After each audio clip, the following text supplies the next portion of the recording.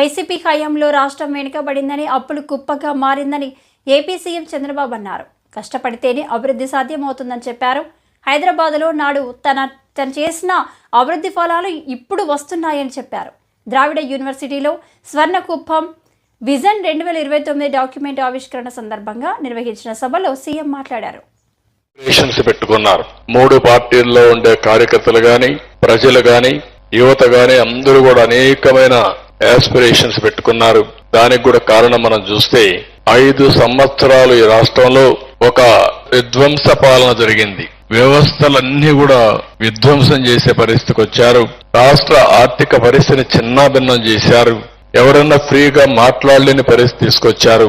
Final గా మనం చూస్తే ఎక్కడికక్కడ అభివృద్ధి స్టాండ్ స్టిల్ అయిపోయి ఎక్కడ చూసినా ప్రజలను అణిచివేయడానికి ప్రయత్నం చేశారు తప్ప ప్రజలకు మంచి చేయాలన్న ఆలోచన లేకుండా పోయింది. అయితే ఇది నాకు కొత్త కాదు. ఈ నియోజకవర్గం నుంచి ఎమ్మెల్యేగా నేను ఎక్కడున్నా కుప్పం ఎమ్మెల్యేని, ఈ నియోజకవర్గం ఎమ్మెల్యేని.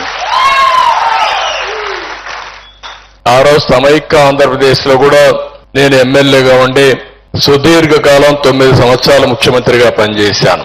10 సంవత్సరాలు ప్రతిపక్ష నాయకుడిగా పనిచేశాను సమైక్య ఆంధ్రప్రదేశ్ లోని. మళ్లీ మొదటి ముఖ్యమంత్రి ఇక్కడయ్యాను, రెండోసారి ముఖ్యమంత్రి అయ్యాను, ప్రతిపక్ష నాయకుడిగా పనిచేశాను. అదే సమయంలో మీరు చూస్తే నేను ఎప్పుడు కూడా రాజకీయాలంటే ఆషామాషిగా తీసుకోవడం కాకుండా రాజకీయాల ద్వారా ఒక మంచి పాలసీ తీసుకొస్తే, పబ్లిక్ పాలసీ తీసుకొస్తే ప్రజల చరిత్ర భవిష్యత్తును తిరగరాసే అవకాశం ఉంటుంది.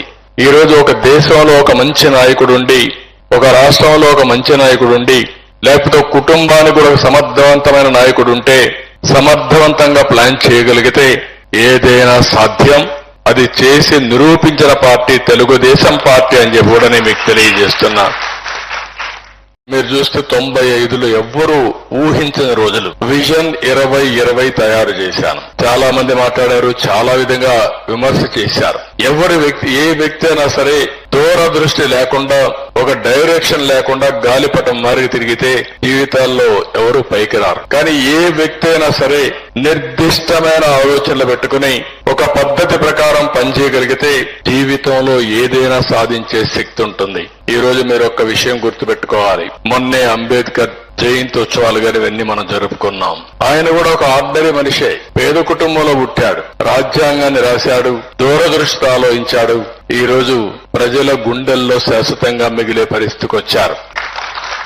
అదేవిధంగా ఒక మహాత్మా గాంధీ దేశం కోసం పోరాడి స్వాతంత్రం తీసుకొచ్చారు. 75 సంవత్సరాలు పూర్తయ్యాయి.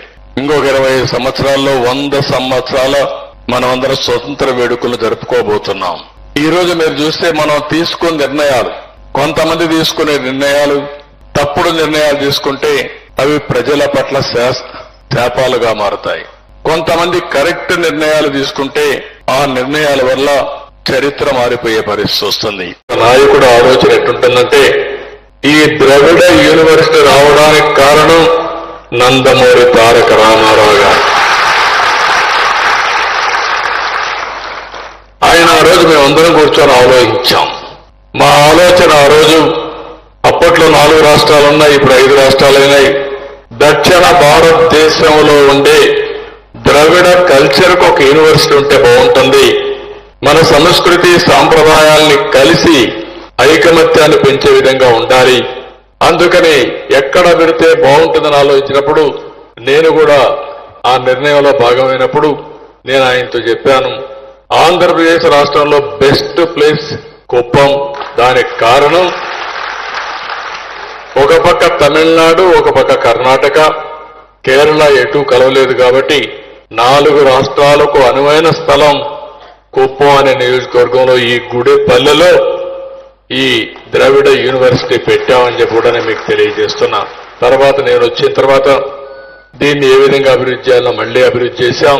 ఇటీవల కాలంలో మీరు చూస్తే ఇక్కడ కూడా ఎలాంటి పాలన జరిగారో మనం చూశాం.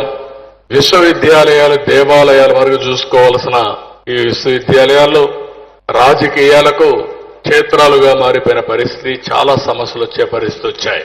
ఏది ఏమైనా ఈ రోజు మనం గుర్తుపెట్టుకోవాల్సింది, ఈ రాష్ట్ర అభివృద్ధికి తెలుగు జాతి ఆత్మ గౌరవానికి పనిచేసిన ఎన్టీ రామారావు గారిని కూడా ఈ శుభ సందర్భంగా మనందరం గుర్తుపెట్టుకోవాల్సిన అవసరం ఉంది.